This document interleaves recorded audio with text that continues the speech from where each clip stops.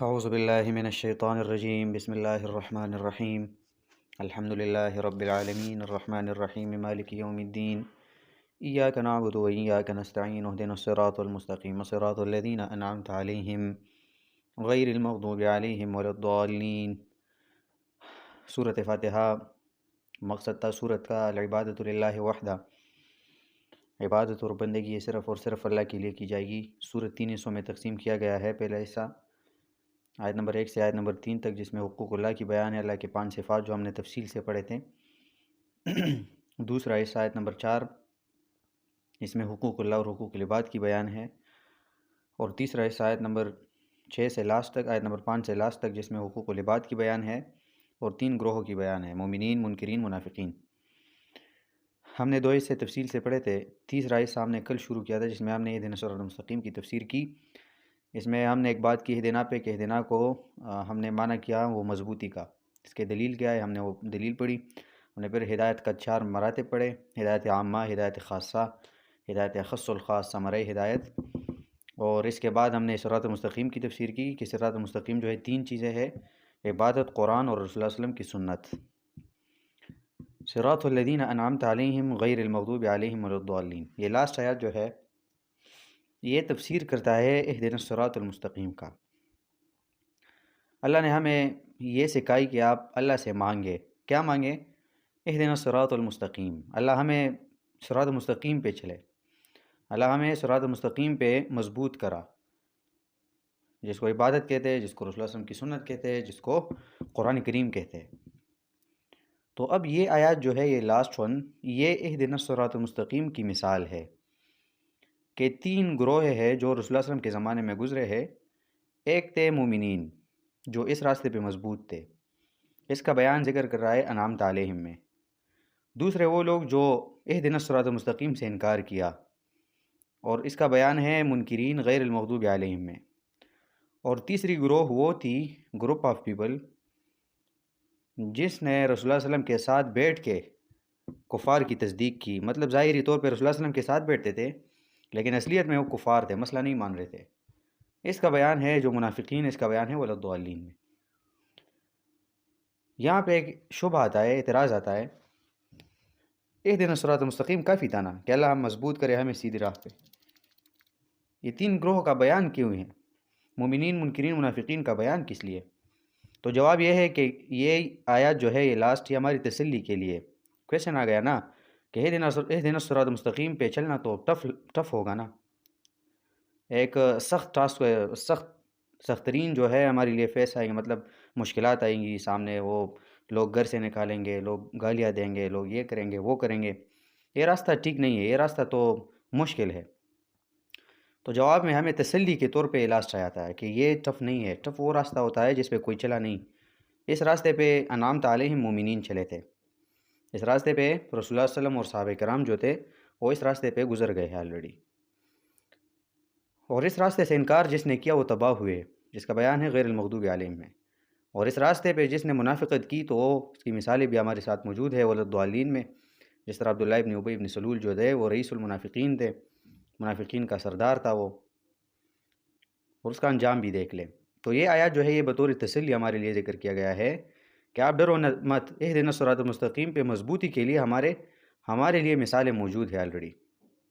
تو اس کو دیکھ کر آپ اپنے آپ کو موٹیویٹ کر کے آگے چلے جائے، رسول اللہ صلی اللہ علیہ وسلم کی سنت کو دیکھ کے، صحابہ کرام کی زندگی کو اسٹڈی کے آگے آپ جا سکتے ہیں۔ اس طرح نہیں جا سکتے کہ آپ بیٹے مشکل کام ہے، کسی کو قرآن بیان کرنا ہے، ہم میں کیسے کروں؟ صحابہ کرام کے لیے بھی مشکل تھا لیکن انہوں نے کیا، ہمارے لیے بھی مشکل ہے لیکن ہم کر رہے ہیں اور ہم نے کیے ہیں۔ آپ سیکھ رہے ہیں، ابھی آپ کے لیے بھی شاید مشکلات جو ہے وہ سامنے آئے گی، لیکن آپ نے وہ اس طرح نہیں سوچنا کہ اینڈ آف دا ڈے کیا ہوگا، بس پریزنٹ جو ہے وہ بیسٹ کریں، اینڈ آف دا ڈے جو ہے وہ اللہ پہ چھوڑیں۔ تو صراط الذین انعمت علیہم غیر المغضوب علیہم ولا الضالین میں 3 گروہوں کا بیان ہے: مومنین، کافرین جو کفار ہیں یا منکرین، اور تیسری جو ہے منافقین۔ اہدنا، یا اللہ مضبوط کرے ہمیں، صراط المستقیم سیدھی راہ پہ، صراط الذین راہ ان لوگوں کی راہ پہ ہمیں مضبوط کرے، انعمت علیہم جنہوں پہ یا جن لوگوں پہ آپ نے احسان کیا ہے، انعام کیا ہے۔ انعمت علیہم، جن لوگوں پہ اللہ رب العالمین نے انعام کیا، نعمت کیا ہے، اللہ ان لوگوں کے راستے پہ ہمیں مضبوط کرے۔ تو اللہ نے کن لوگوں پہ نعمت کیا؟ ہمیں کیسے پتہ چلے گا کہ کون ہے وہ لوگ جنہوں نے جن پر اللہ رب العالمین نے نعمت کیا اور رحم کیا اور اپنی نعمت عطا کی؟ تو وہ ان لوگوں کا ذکر ہے، انعام تعلیم کا ذکر ہے سورۃ نساء میں۔ آپ دیکھ لیں سورۃ نساء آیت نمبر 69، پارہ نمبر 5۔ انعام تعلیم کون سے لوگ ہیں؟ جن لوگوں پہ اللہ نے احسان کیا۔ آیت نمبر 69 سورۃ نساء، وہ کون لوگ ہیں جن پہ اللہ رب العالمین نے انعام کیا یا احسان کیا؟ آیت نمبر 69 پارہ نمبر 5 سورۃ نساء۔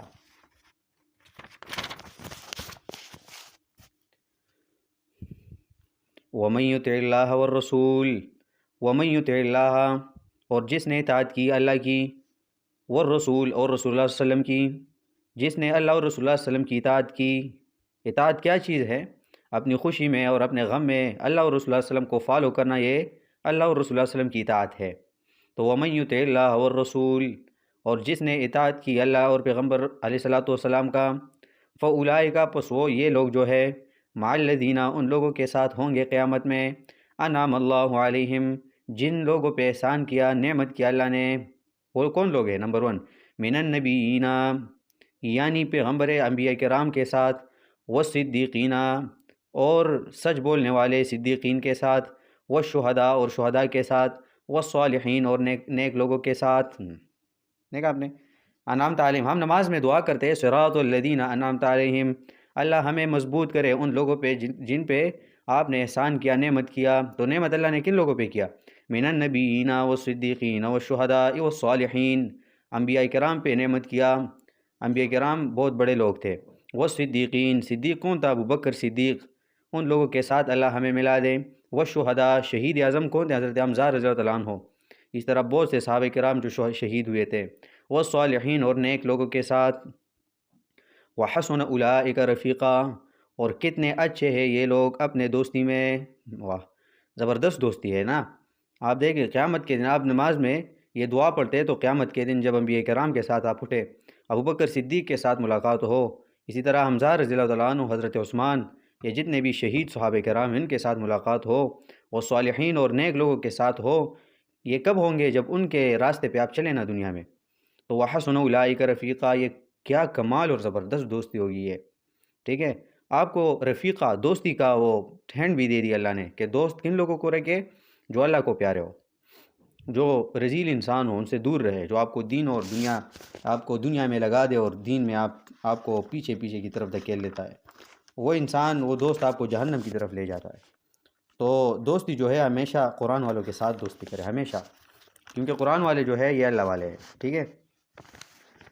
تو انعام تعلیم کون سے لوگ ہیں؟ من النبیین والصدیقین والشہداء والصالحین وحسن اولئک رفیقا۔ تو یہاں پہ بھی صراط الذین انعمت علیہم، اللہ مضبوط کرے ہمیں ان لوگوں کی راہ پہ، انعمت علیہم،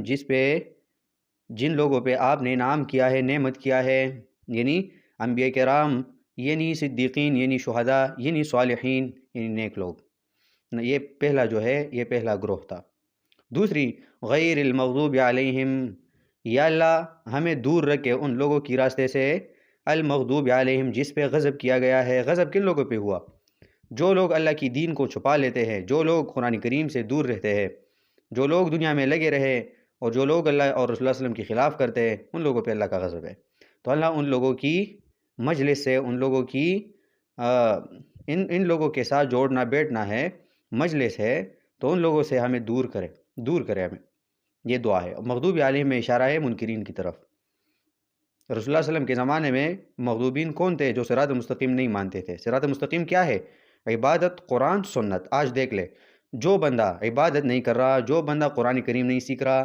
جو بندہ رسول اللہ صلی اللہ علیہ وسلم کی سنت کو نہیں مان رہا، اپنے لائف میں، اپنی زندگی میں نہیں لا رہے،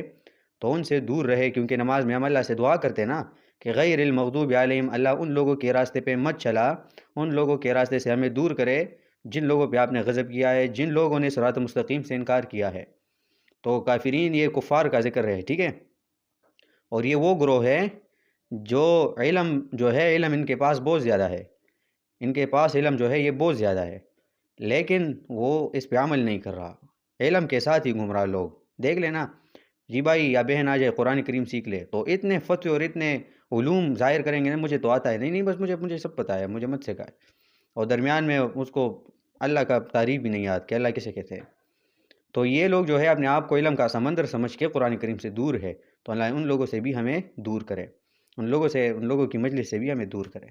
آپ اسی صورت میں مغضوبین دیکھ لیں، سورہ بقرہ دیکھ لیں آپ، آیت نمبر 159 کہ غضب کن لوگوں پہ ہوا ہے۔ سورۃ بقرہ آیت نمبر 159 پارہ نمبر 2۔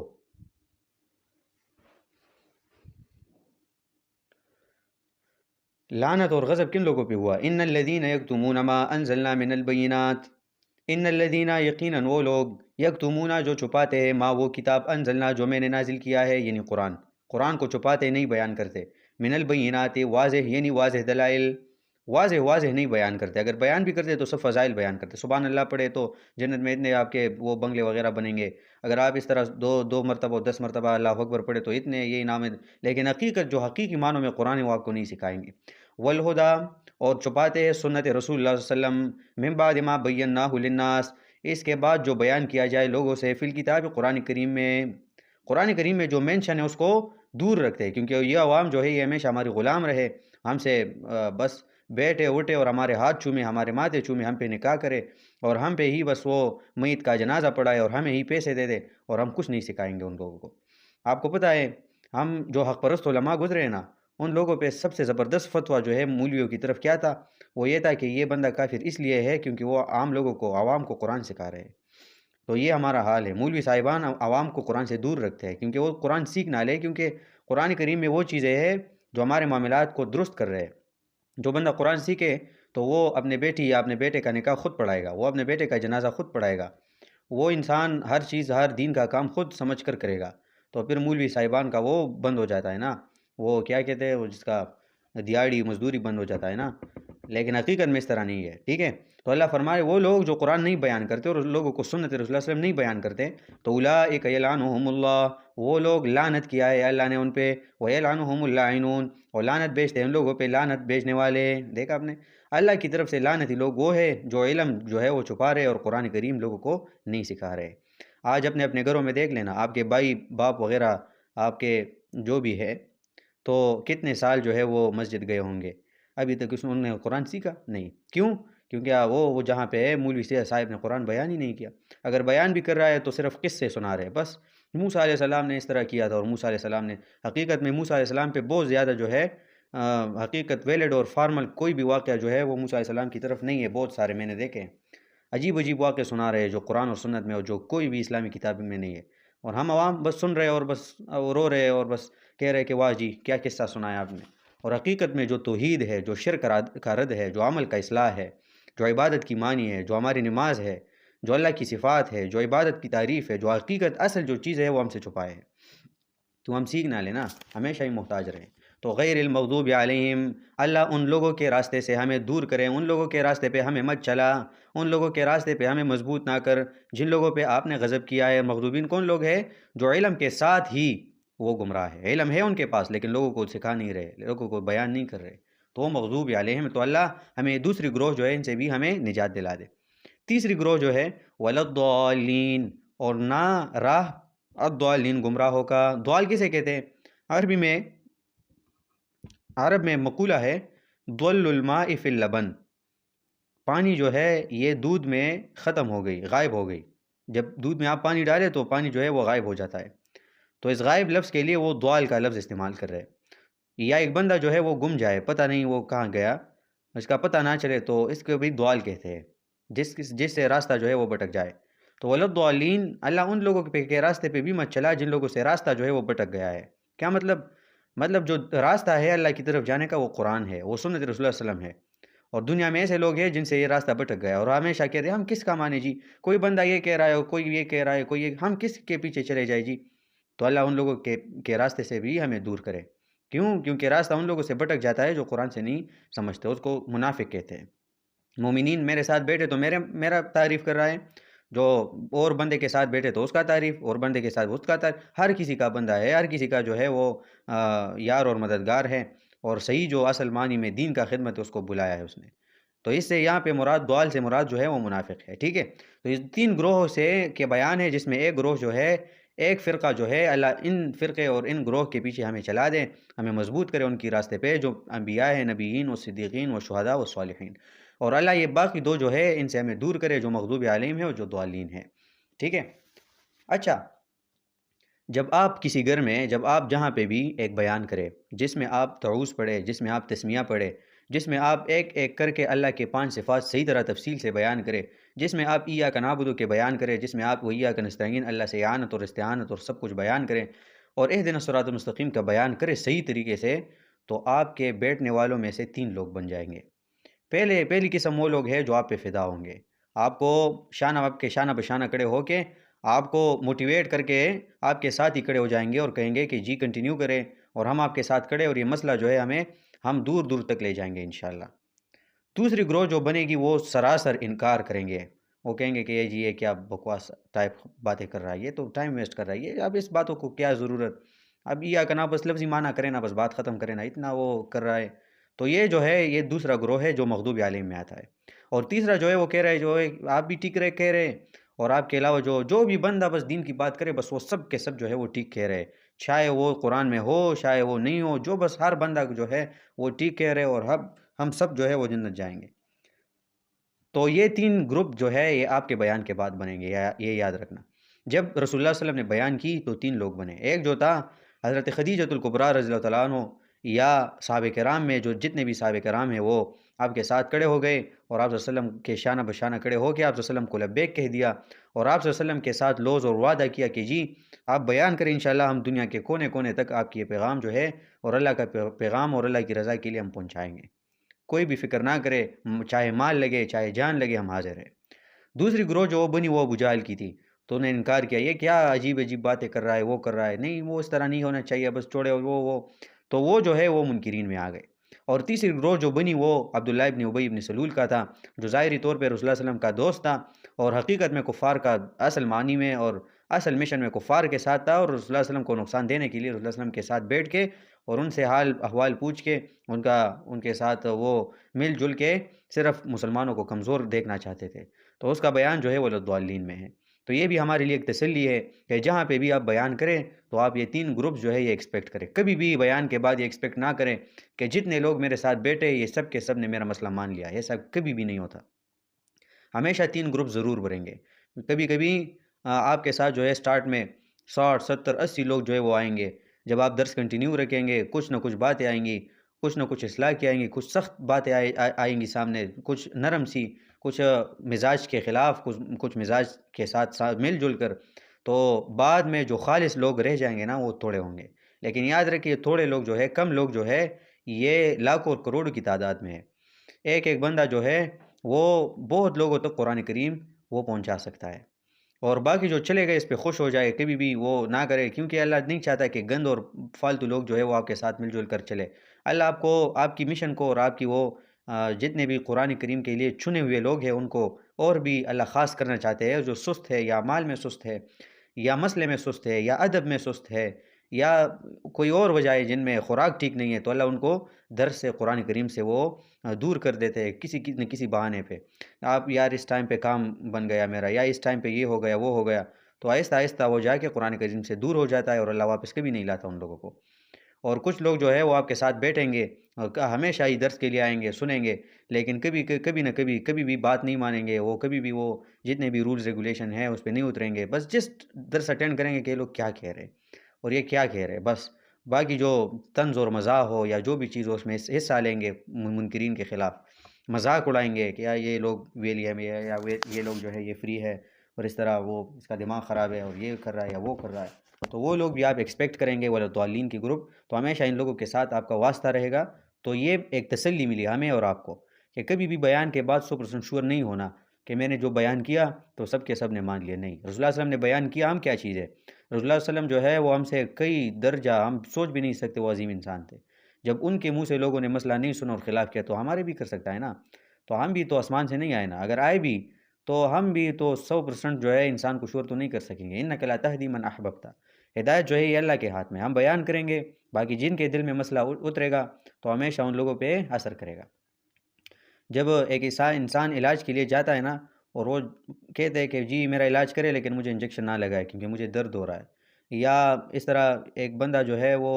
آپریشن کر رہا ہے اور ڈاکٹر کو کہہ رہا ہے کہ جی مجھے بس سیزر یا وغیرہ کچھ بھی نزدیک مت لانا، مجھے نقصان نہیں پہنچانا، وہ آپ نے کاٹنا نہیں ہے، تو اس طرح تو نہیں ہوتا نا۔ آپ کانٹ وہ وغیرہ سرجری کے لیے آپ ریڈی ہو کے پھر بعد میں آپ کو سکون ملے گا۔ آپ کو انجیکشن کے ٹائم تو درد ہوگا نا، لیکن بعد میں آپ کو سکون ملے گا۔ اس طرح آپ کے اوپر گناہ ہے، آپ کے اوپر جو عجیب سوالات ہے، کویشچنز ہے، تو میرے درس میں یا قرآن کریم کی بیان میں کچھ چیزیں جو ہے آپ پہ برے لگیں گے، تو بعد میں جا کے آپ کی تھیریپی بنے گا، بعد میں جا کے آپ کے لیے بہت زبردست پوائنٹس یہ بنیں گے، کیونکہ اللہ ہماری اصلاح کرنا چاہتے ہیں نا۔ اور اصلاح تو اس طرح ہوتا ہے کہ انسان کو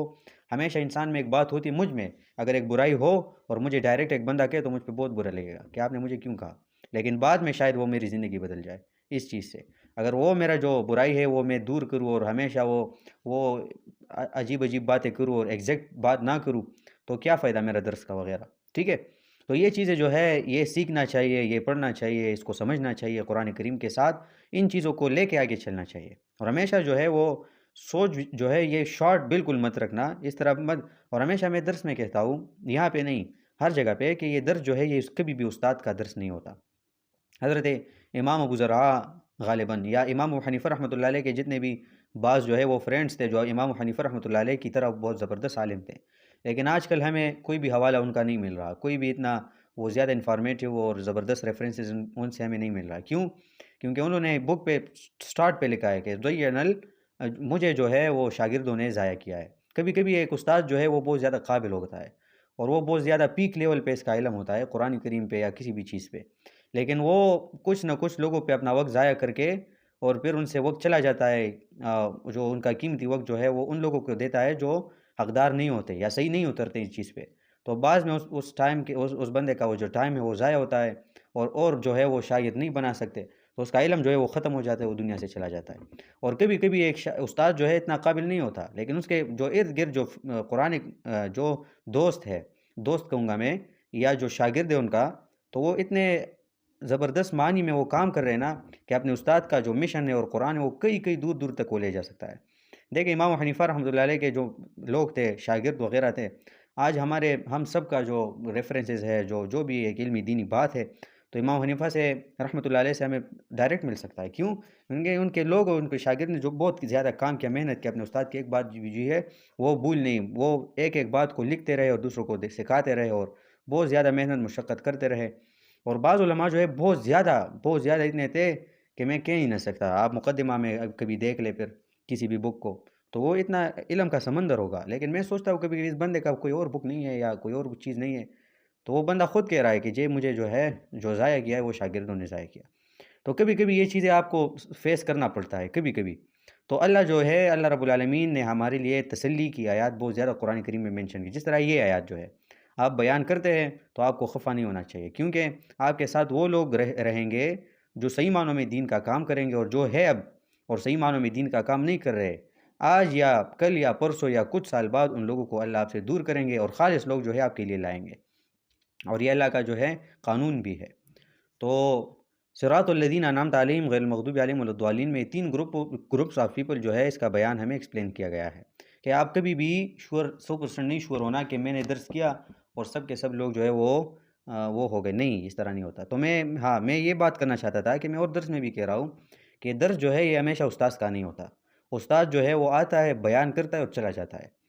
یہ درس جو ہے سننے والوں کا ہوتا ہے، ٹھیک ہے؟ جو لوگ سنتے ہیں آپ، یہ گھر جو ہے یہ کون بناتا ہے؟ یہ تو مزدور وغیرہ بناتے ہیں نا۔ تو ایک بندہ جو ہے بہت زیادہ بیوقوف انسان وہ ہے جو سمجھ کے یہ گھر جو ہے جو بناتا ہے اس کا ہے، تو یہ بیوقوف ہے۔ کیوں؟ کیونکہ بنانے والا تو دیہڑی دار مزدور ہوتا ہے، وہ تو کل یا پرسوں یا کبھی بھی چلا جائے گا، اس نے آپ کے لیے ایک گھر بنایا۔ جو لوگ رہتے ہیں تو اس گھر کی آبادی اور اصلیت جو ہے وہ لوگ ٹھیک کر سکتے ہیں جس میں رہتے ہیں، اگر وہ برباد کرنا چاہتے ہیں بھی ان کے ہاتھ میں ہے، اگر وہ ٹھیک کرنا چاہتے ہیں وہ بھی ان کے ہاتھ میں ہے۔ تو استاد جو ہے یہ درس جو ہے استاد کا نہیں ہوتا، وہ آ کے آپ کے لیے ایک بلڈنگ بنا لیتا ہے اور چلا جاتا ہے، اور جو سنتے ہیں نا تو اس کے ہاتھ میں یہ درس ہے، یہ سب کچھ ہے، اگر وہ ٹھیک کرنا چاہتے ہیں تو وہ کر سکتے ہیں، اگر وہ برباد کرنا چاہتے ہیں، ختم کرنا چاہتے ہیں، کچھ بھی کر سکتے ہو۔ تو یہ سب جو ہے ڈیپینڈ کرے، میرا جو ہے میں نے جن سے سیکھا تو ہم نے کبھی بھی ان پہ ایک چیز نہیں چھوڑا کہ ہم نے یہ صرف مانا ہے کہ یہ جو ہے ہم پہ بہت بڑا احسان ہے ان کا کہ واقعہ ہمیں درس دے رہا ہے، بس ان کا کام اور نہیں ہے۔ اس نے جو کرنا تھا وہ اپنے علوم وہ جو ابھی آپ جس سٹیج میں ہیں نا ابھی جو سیکھ رہے ہیں، یہ سٹیج جو ہے یہ میں نے کر لیا ہے آلریڈی، تو میں نے کیا ہے، اب میں بیان کر رہا ہوں تو آپ نے اب کرنا ہے، دوسروں کو سکھانا ہے۔ آپ نے ابھی قرآن کریم اب دیکھیں نا، سورہ فاتحہ آج انشاءاللہ ہم ختم کریں گے، تو سورۃ فاتحہ جو ہمیں یہ 30 درس آئی تھنک آج کے ساتھ وہ پورا ہوں گے 30 درس، تو یہ کم نہیں ہے، یہ بہت زیادہ بڑا علم ہے۔ تو ابھی تک آپ کو چاہیے تھا کہ بہت سے لوگوں کو آپ نے یہ سورت جو ہے یہ آپ کو پہنچانا چاہیے تھا، ادھر آ کے آپ نے لوگ ہم سے سیکھنا چاہیے تھا۔ مطلب ایک بندہ جو ہے وہ اپنے فائدے کے لیے دوسرے بندوں کو کال کرے، یہ بھی انسان